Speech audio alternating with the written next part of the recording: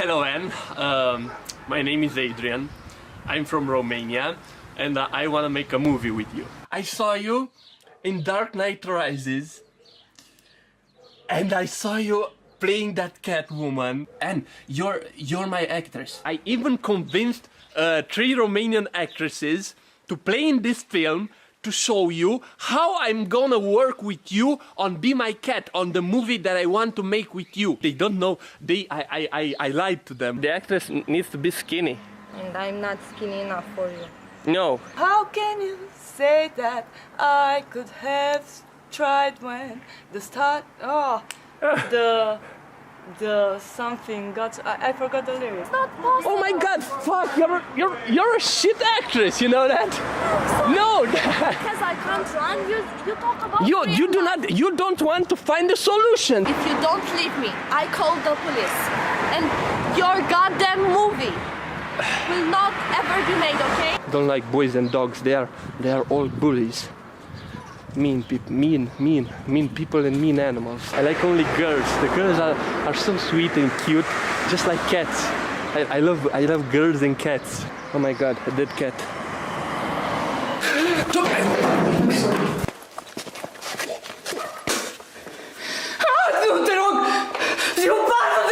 Don't get it wrong, Anne. Please understand this, okay?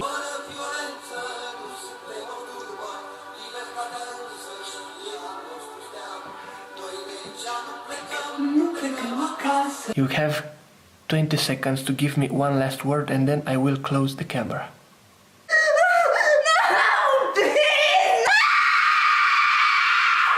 Well, first of all, I'm gonna have to geek out real quick because this came out of nowhere. I was recommended your film on YouTube. I just got a random notification on YouTube saying, here's some films that we think you'll love. And your film was the first one to pop up. I thought it looked intriguing. I didn't even have to watch the trailer. I just read what it was about. I clicked on it and then I watched your film and I was just so blown away. It's proof that it doesn't matter what your budget is. You can aim as high as you want. I want to know from you, were you aiming that high? What was going on there? High in what regard? High. As in the praise that it got, just all the eyes on it. What were you expecting the best results to be? Well, let me think what were my ambitions. Right, because this was 10 years ago. Yeah, exactly. I have to rewind my psychology a little bit.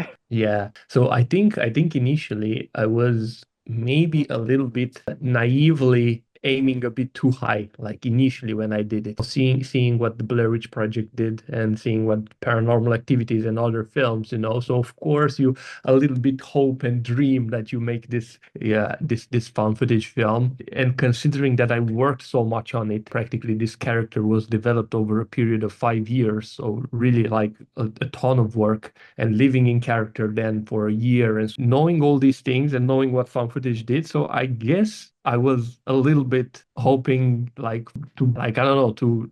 go big in the industry, like really big. Right. But then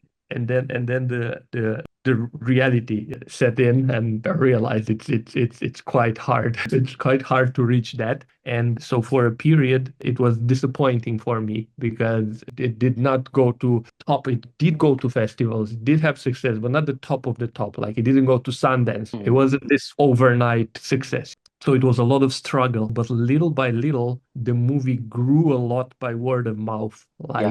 One person told another person. It's like a snowball effect, but but not a fast one. It's not a very steep mountain. It's a very, very the inclining of the mountain is so the snowball does grow, but kind of slowly. Right.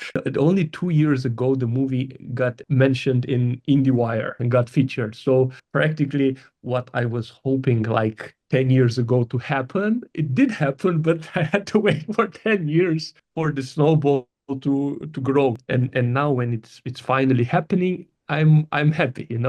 So things did happen, but much later than I was hoping them to happen. No, that's incredible. That's so inspiring, honestly. I know not having the immediate success might turn some people down, but at least it lets us know that you made an impact. Like you made an impression with this, even though it took time for the word of mouth to spread. It still is like an imprint that you made in history. It's thrilling. A film like that, people go, "Oh my gosh, look at what he did on his own." Of course, you collaborated. You've had actors that you collaborated with. It was your film. I had a joke at some point, like I did everything on this film except playing the actresses. I couldn't play them.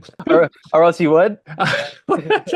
No, so do you know that actually, like, joke aside, there's some truth to this. Initially, when I was developing the concept of the film back in 2013 or 14, because the initial inspiration was a one-man show that I did. So it was a monologue, so I was doing everything. So when I wanted to adapt that character for a movie, I was thinking the first thing that I had in mind is me and the camera and whoever actress he was obsessed with. But then I thought, just a second, this can be an interesting artsy film. I mean, I trust myself. I know I can make a good film, but this cannot be like really a commercial film to reach the masses. It needs other people in it. Right.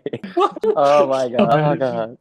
Yeah, so for a fraction of a second or for some seconds initially, yeah, this was like a truly a one-man movie in my mind. But then I turned back to reality, and Yeah. of course, and it was a wonderful, like, I really had wonderful actresses. Like, they really like did such a good job, exactly the right persons for the right film. Yeah, it Yeah, looks like everything grateful came for that. together for this Yeah, moment, yeah. for this historic moment. And it wasn't a huge audition, by the way. I remember because I was not known. Like, I was known mostly as an actor, as an indie kind of theater director in Romania. But when I say known, I don't mean like, oh, I was not featured in any media. There was no news article about me, nothing like that. Only known a little bit in my Facebook friends, actors, people in the art environment. So I remember I put an announcement on some local websites for the audition for the actresses, and I didn't get many. I think somewhere at most 10 or 20 auditions I got. So it was wonderful that out of a small number I could find exactly the ones that were really so good for the film. Yeah, like a Right. miracle. Many people would describe it as a miracle, like the fact that you didn't have a crew when you made this film, and That and was you got intentional. such a buzz. Yeah.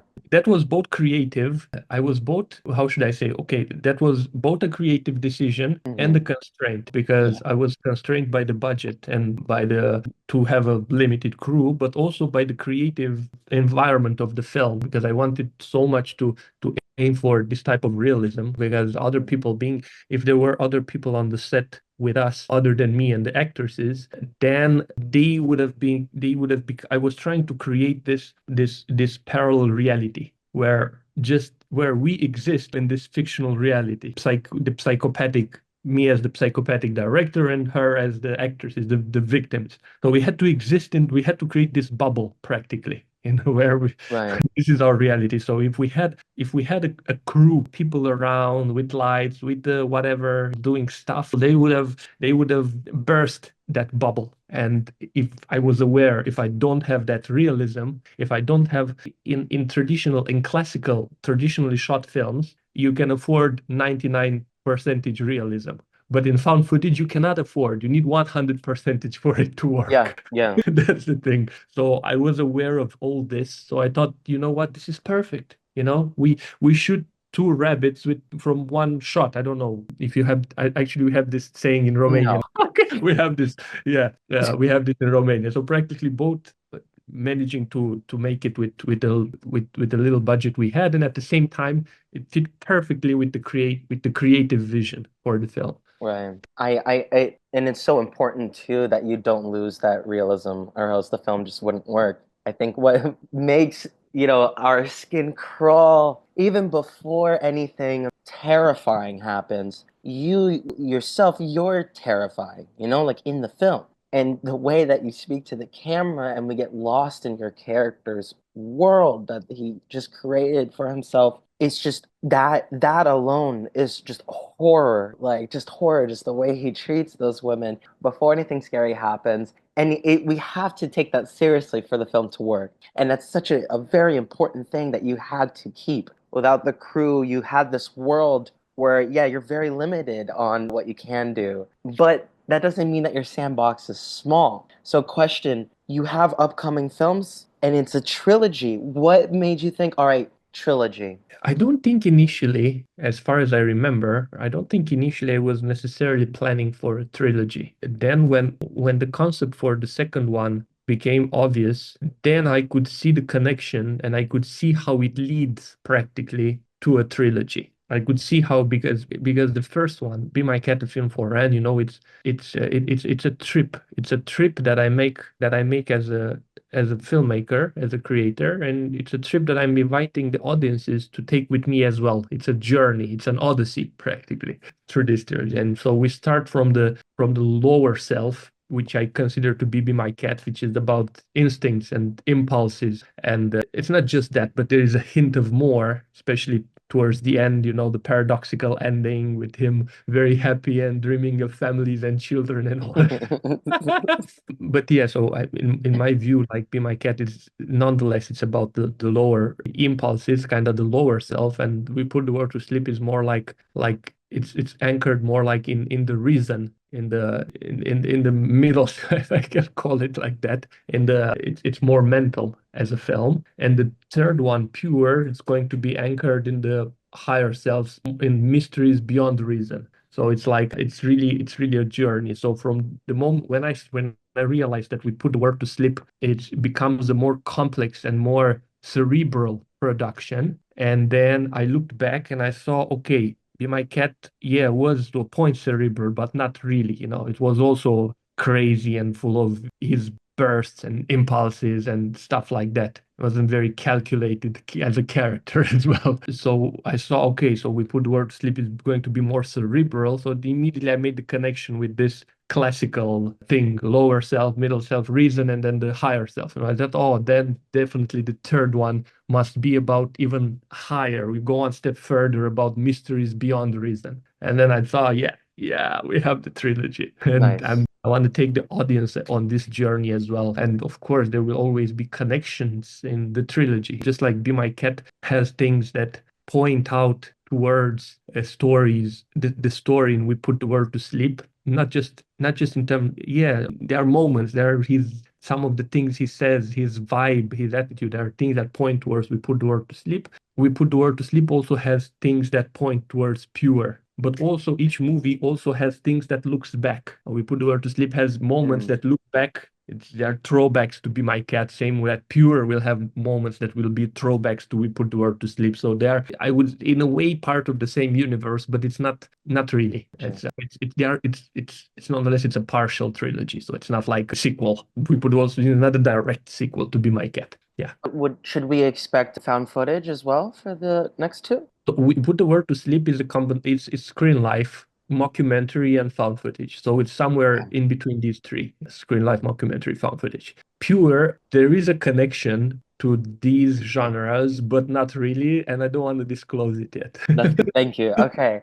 So I wanted to know. I remember I was listening to another podcast and you explained this, and I would love for you to explain this online. Your background with this acting style. Yeah, please. Yeah, because that was so fascinating. I'm so happy you like that because you know what? I was worried that might be boring actually for No, my. that's not boring at all. At least for me, I think that's fascinating. Ah, cool. So let me see where to start. It all started in college because I studied a form of, I don't want to call it method acting because I don't want it to be confused with the classical method acting in the US. It's a method of acting. It's not the method acting that is talked about in America. So it's this revolutionary method of acting that this guy came up with in Romania. His name was Ion Kojar. Ion would be the equivalent of John in English, by the way. So he Thanks. would be John Kojar if he was an American. That is very helpful. Thank you.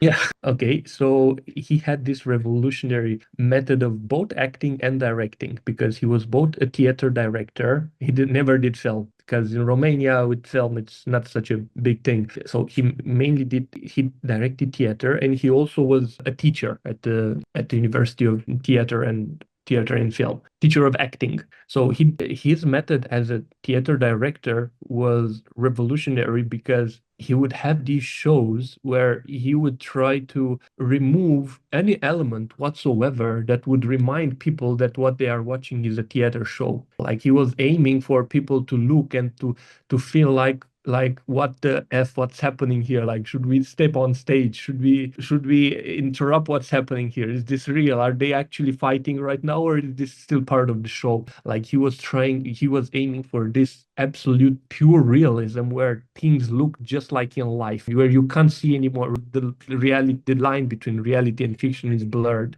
This is what he was doing as a theater director. And then also as a director of, not as a director, as a teacher of actors, he also had this incredible acting method that he was trying to help actors go through a genuine transformation process. I mean, on stage, because what we would be in front of the camera, but because he was not working on film, he was working in theater.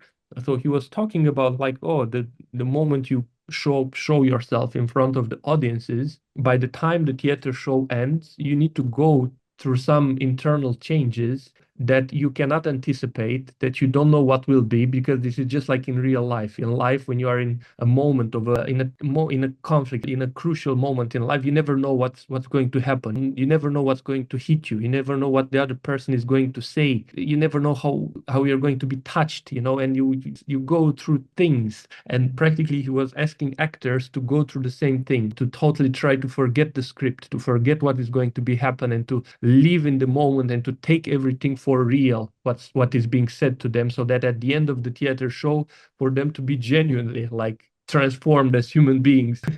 Like so he was aiming for this emotional and psychological absolute realism, the same blurring of lines between reality and fiction, which he was aiming as a theater director. He was both aiming with the actors from both acting and directing. So I did this school. I did not study under him directly. I studied under a student of his. So unfortunately, I said I did not study under him directly. I studied under one of his best students because he was very old. He passed away while I was in college, sadly. But under his students, I got a very good grasp of this method. And later, a couple of years later, practically, while I was struggling to do theater in Romania, my huge, enormous passion for film came back.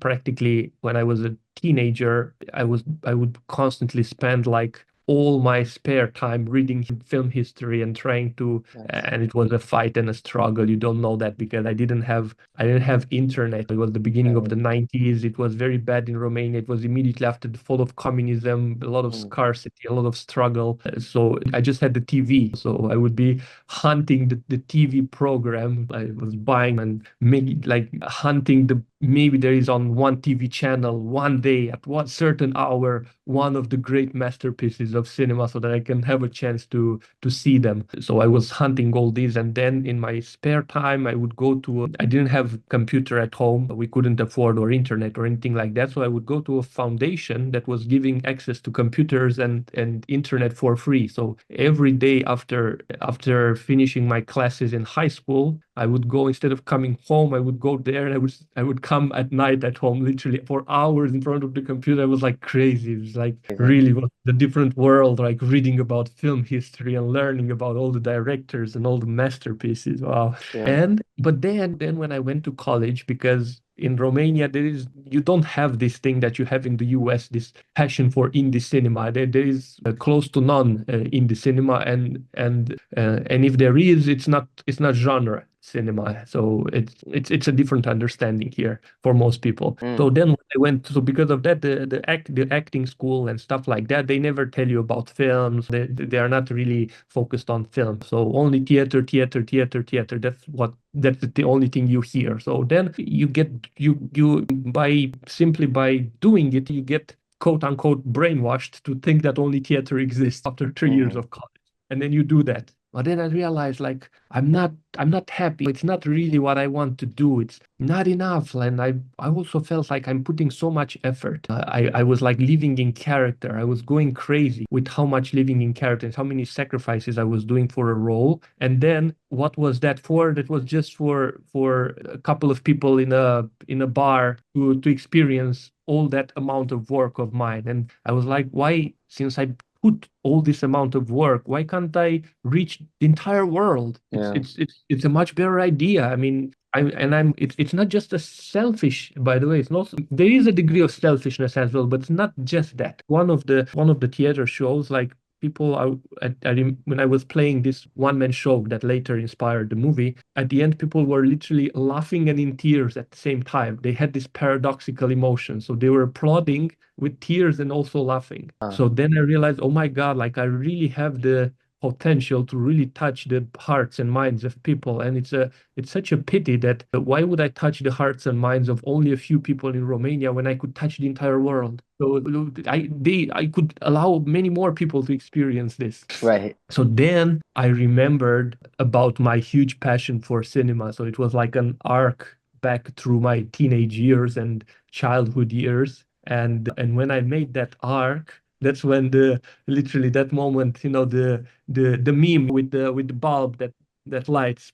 Yeah, And yeah. then I realized, like, just a second, what this guy did, this great Ion Kojar that I was telling you about, what he did in the theater and acting school in Romania, looking for this absolute realism, blurring the lines between fiction and reality in theater. The exact same thing, these without any connection, these other guys, Eduardo Miric and Dan Sanchez, they did it. Eduardo Sanchez and Dan Miric, sorry.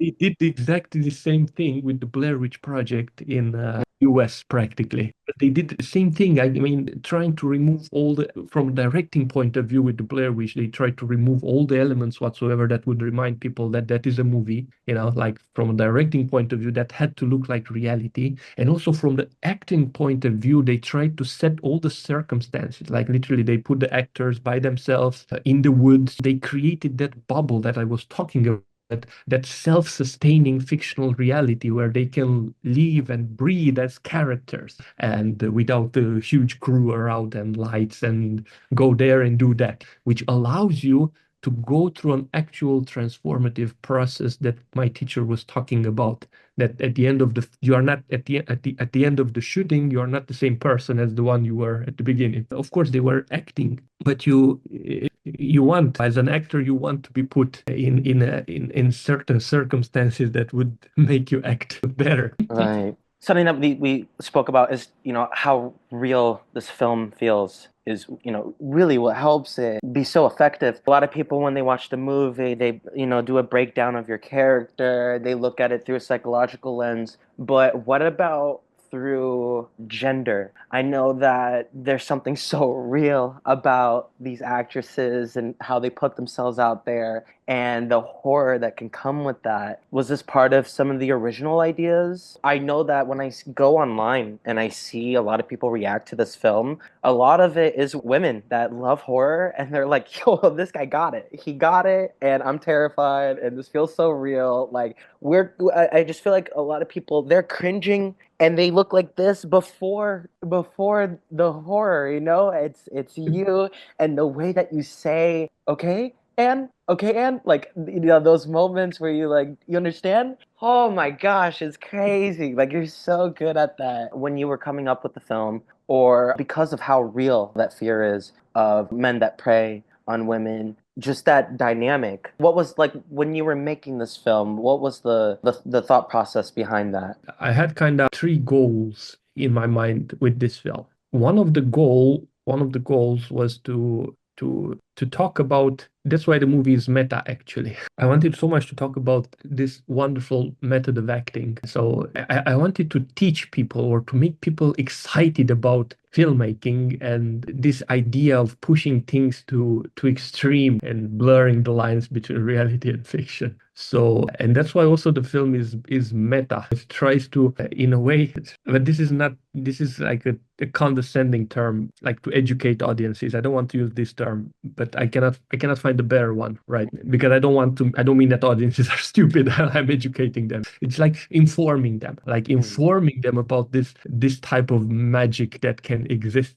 when you really work really hard and to create this type of realism. So I wanted to bring this magic to people, but it comes in a very perverted and distorted way, because in a way my character respects some of the principles in acting and directing that I respected while making the movie. But he's a psychopath. So you kind of get to see what if this Ion Kojar actually had a psychopath as a student, or maybe he's not necessarily fully psychopath. Maybe he's a little bit psychotic or delusional maybe.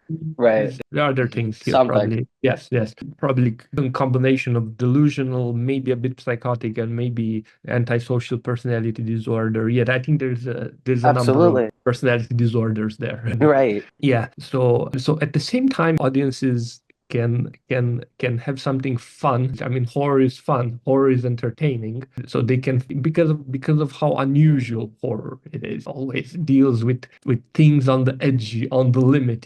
So it's a thrill ride. Something you don't see always in life. I mean, you do see it, sadly, but it's different when it's put in a fictional format. It works differently. It doesn't traumatize you, because I just recently I asked, I'm making a short parenthesis here. Just recently I asked people on my Facebook, and I asked, like, what is it that you like about horror? Like, do you enjoy being disturbed? Do you enjoy being scared? And such a variety of answers I got as to why people enjoy horror. And some of the answers were that it allows them to experience these horrific things about life, but in a safe environment. It's like being on a roller coaster. You you experience being on the edge and close to dying, but you actually don't die. Right.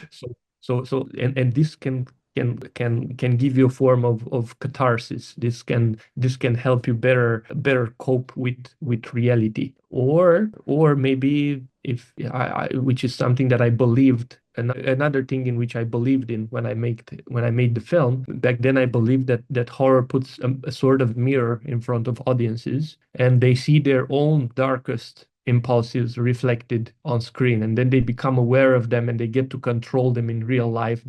Therefore, they become better people. So I had this idea that horror can make people better people. I had this idea that horror fans and extreme rock fans are actually the cutest and least violent in reality, as opposed to what people might think. I'm not so sure if I 100% believe in this now, because I have seen in all places on the internet a lot of people in the horror community and that are very brutal bullies. But at least this is what I thought when I did the movie. So I wanted to do this as well. So this was another goal of mine. So one was to talk about acting and filmmaking, but through this very ugly, distorted lens of a psychopath that can also make people better and help the society. Another goal that I had with this film was what was the third goal? What was the third goal? I remember there was something else that I had in mind that recently, right now, it doesn't come to me. I haven't thought about it, and there are certain things, because a lot of time passed, and there are certain things that I haven't thought of, and then they are a little bit bit gone. But anyway, I told you at least two of the goals. So I responded to your question not in a direct way, but indirect, because I didn't have necessarily those specific things in mind that you said about gender, and because back in the days, especially in Romania, when I did the film, like, I was developing the concept 2012, 2014. This was really not a discussion in Romania. Maybe it was already in the US, in the West, but my Facebook friends, the news that we were seeing, we did not get that type of info in our bubble here in Romania. So this was not something that was much known or discussed, but somehow it happened that nowadays people connect to this. They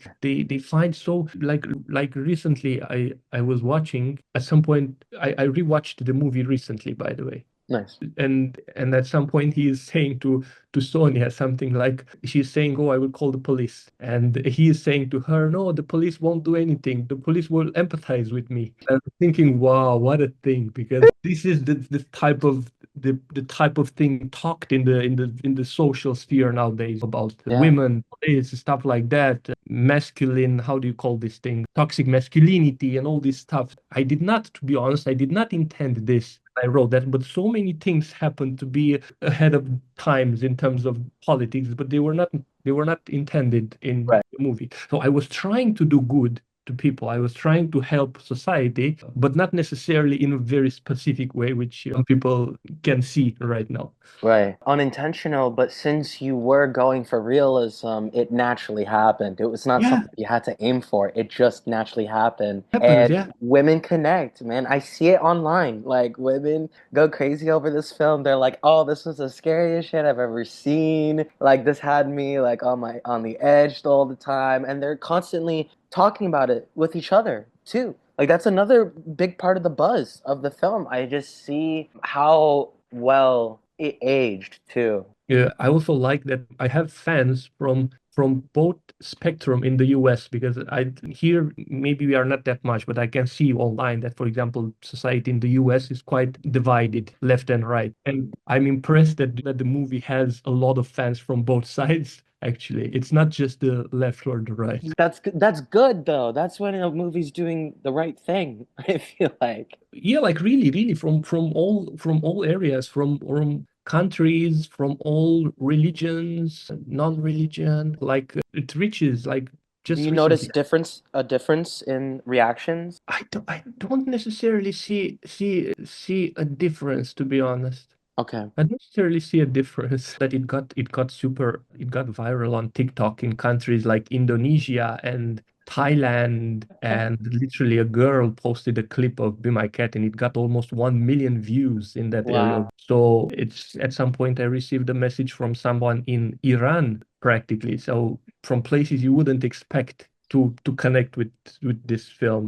It's a cult classic. I was very like humbled and very grateful to see this film being called a cult classic. It's still like a little bit surreal when I think of it. And Yeah. here we are 10 years later too. Didn't the film, I think, because I looked it up, it came out in some festival, I think in 2015, March 1st, I believe.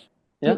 Exactly. In Yeah. Portugal, it had premiere in a In festival in Portugal. Portugal. Have you ever seen the movie The Dirties? The Dirties, I have seen it, yes. You have seen it? Yeah, yeah. I'm sure you get so many found footage recommendations ever since making yours. Yeah, I've seen, and I've been asked to give found footage recommendations, and also I've been asked to if I have seen some found And films. what Yeah. and what are your favorite answers to give? Uh, I can tell you which found footage films influenced Be My Cat the most. So it was definitely the Blair Witch, but not obviously not in terms of the story, in terms of the filmmaking method. Huge influence. Like reading how they made the film, that was like enormous teaching material for me. And then it would be Exhibit A, film from 2007, which at the time I even wrote the found footage manifesto, by the way. People can try to Google it, maybe find it on my website. It's still there. So there's a found footage manifesto, and I kind of included three films there. It was the Blair Witch, it was Exhibit 8, and it was also Zero Day. Exhibit 8, it's not really a horror movie. Some people put it in the horror category. It's more like a very intense thriller. So there's this Exhibit 8, which was a very intense thriller and a very good drama, found footage drama, which to me it pointed to the huge potential of found footage, not just in horror, because when most people, whenever they think of found footage, they think of horror. And I do believe that this has enormous potential in drama, in many other genres. And Exhibit A is one of the films that shows the enormous potential of found footage in drama.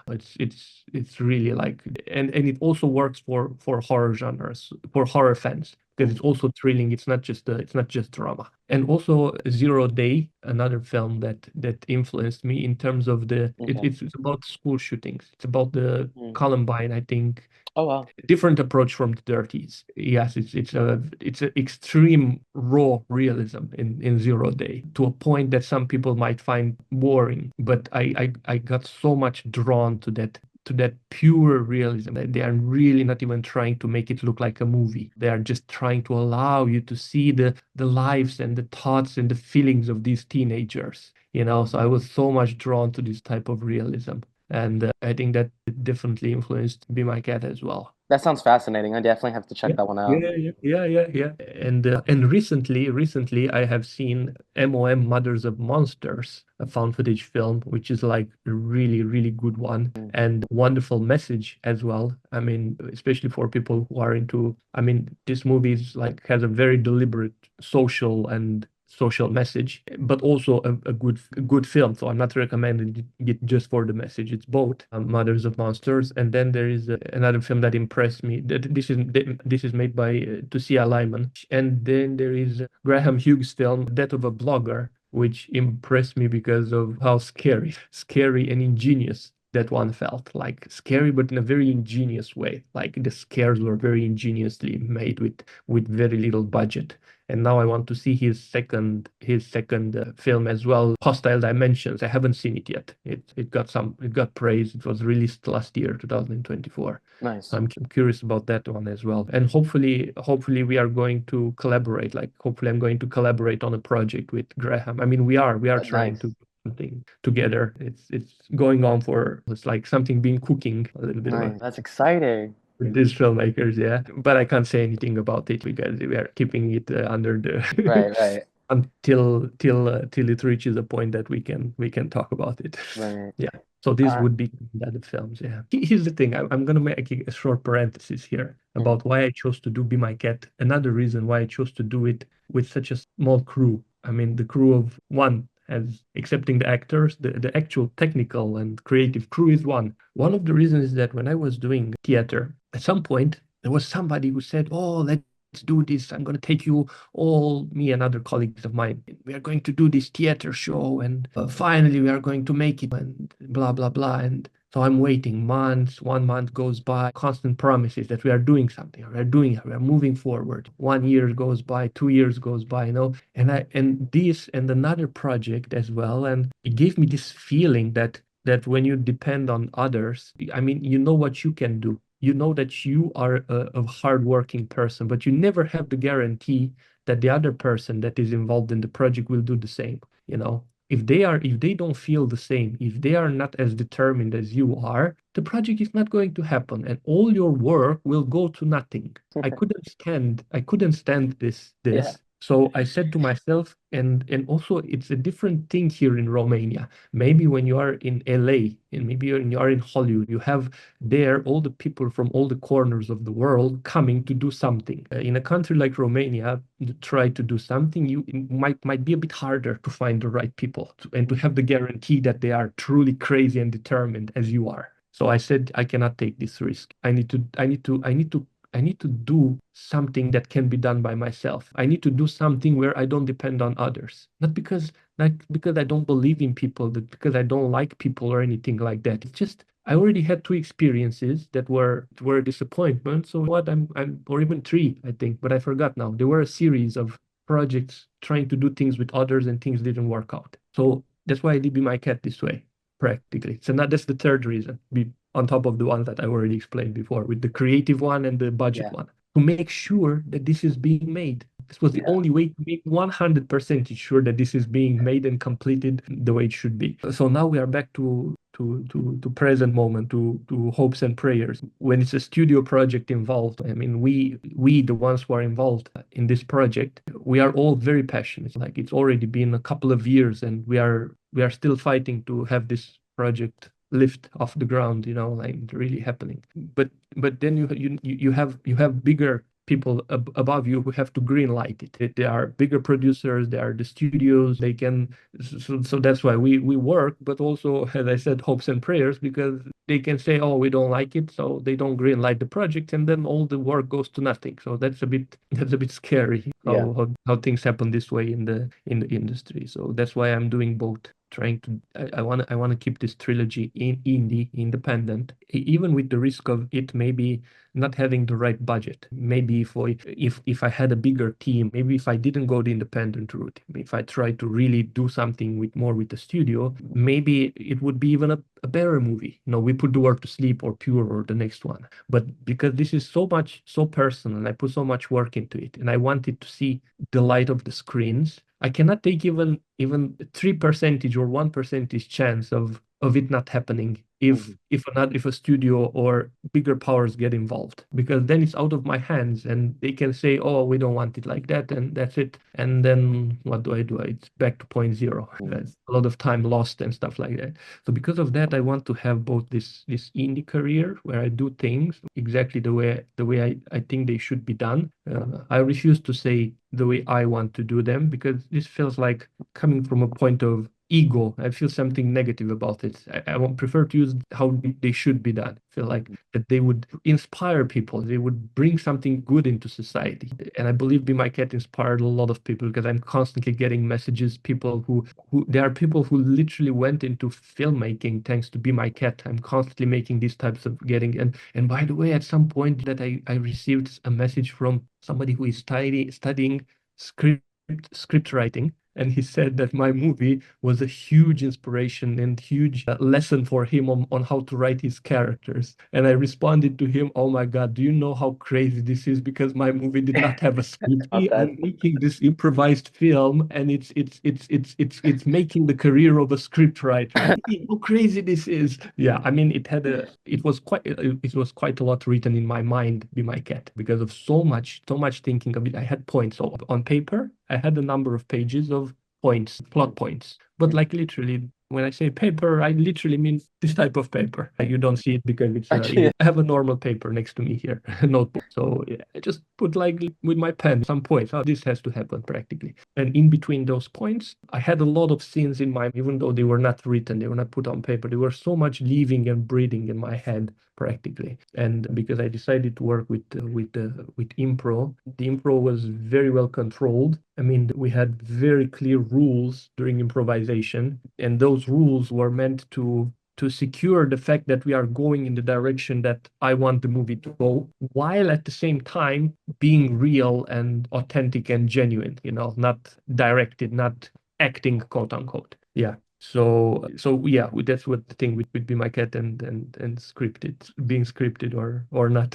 Yeah, I was talking about how much Be My Cat inspired people. Yeah, so I'm very happy when I hear that the movie inspires people to go into filmmaking and acting, because as I said, that was one of my first goals. That's why I did it meta. That's why I did it about a filmmaker making a film and stuff like that. And that's why I put, by the way, there is a lot of trivia on IMDb about the movie. Most of it's put there by me, by the way, because I wanted people to learn how the movie was made, and I wanted them to, because this is how I learned how Blair Witch Project was made, reading the trivia on IMDb. So I learned a lot about that. So I thought, Gotcha. I can do the same. And I also, and audiences, a lot of the audiences are writing to me. Some are being traumatized, and they love it, probably because of that phenomenon that I was telling you about, that catharsis that they feel. And it's allowing them to experience extreme stuff. Maybe in the case of women, it allows them to experience their worst fears, but in a controlled environment. And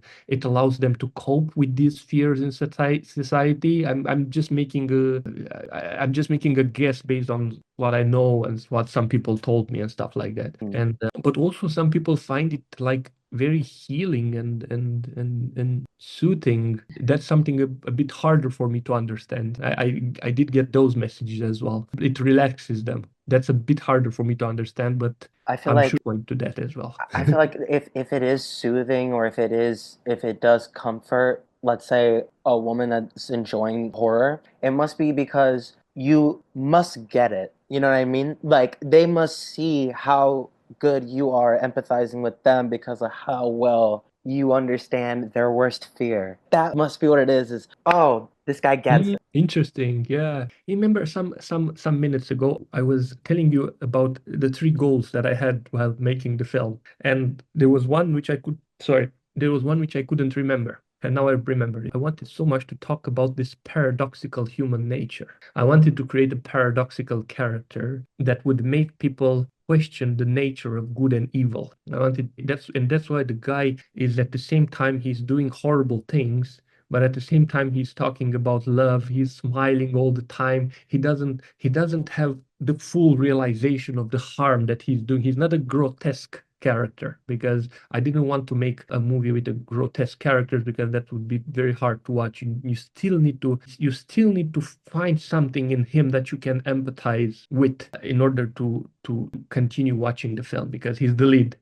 Of course, there are some audiences who would watch a film where the lead is entirely grotesque from start to finish. I think those are a smaller minority who could bear this type of film. I wanted still to make a movie that could reach more audiences, they would still find something, at least a little bit of light in all this darkness, and finding a little bit of light in the darkness, to make them question a bit, to leave the audiences with questions about the human nature. What is life? What is good? What is evil? Who are these people around me? Are they fully evil, or do they have something good as well? Who am I? Am I fully good, or do I also have some of the dark instincts that this guy has? Yeah. It's just so, because if I do recognize some of the dark instincts that this guy has, that means that the film has helped me recognize them. Because who knows, if I hadn't watched the movie, I'm talking as an audience now who might fall into this category. If I hadn't watched the movie, maybe those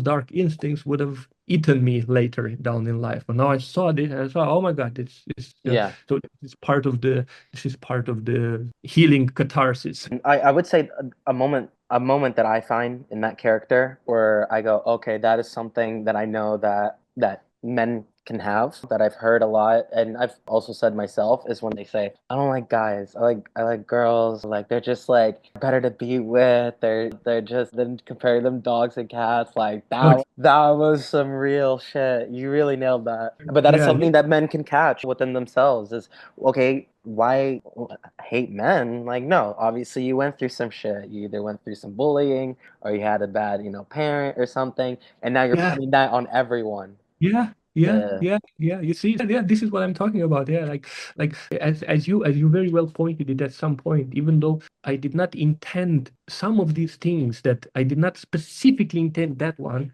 but because I worked my ass off. Yeah. Sorry. No, you're good. You can say whatever you want. Yeah, I worked so much on creating so much realism and putting so much about human life and the paradoxical human nature. Automatically, these things would come out. They would be secondary goals, which I may not have intended, like specifically, like putting them directly, but because I intended the main goals, and they were so much work put on them, multiple smaller things, they are like ramifications come from that, and I think this is why it's touching people on so many levels, and from so many cultures and beliefs and politics, and regardless, it's I'm so grateful for this. It's quite a stunt you pulled off, honestly.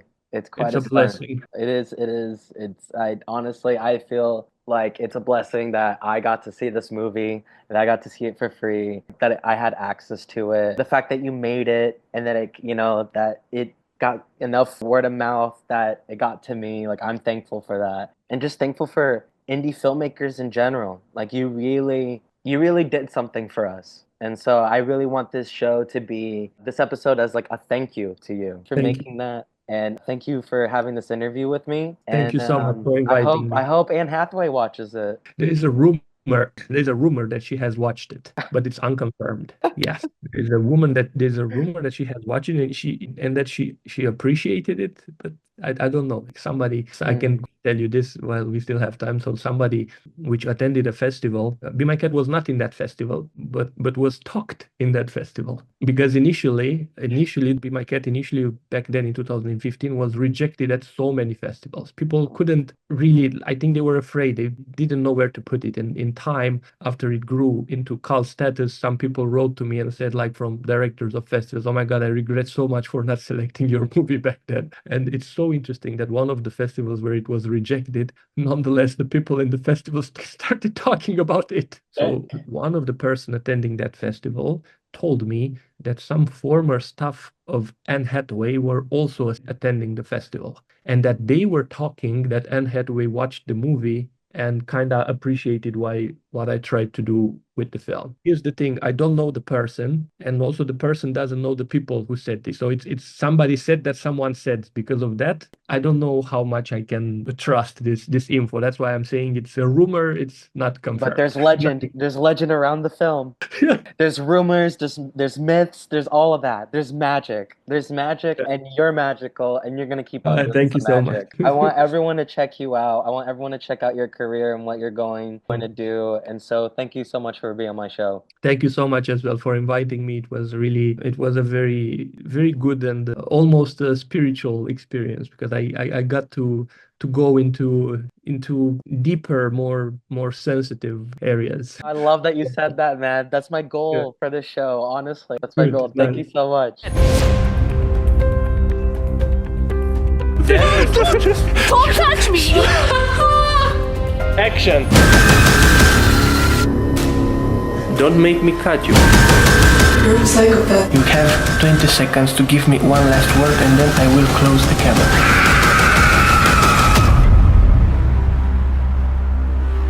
This is a great opportunity for you to win another Oscar.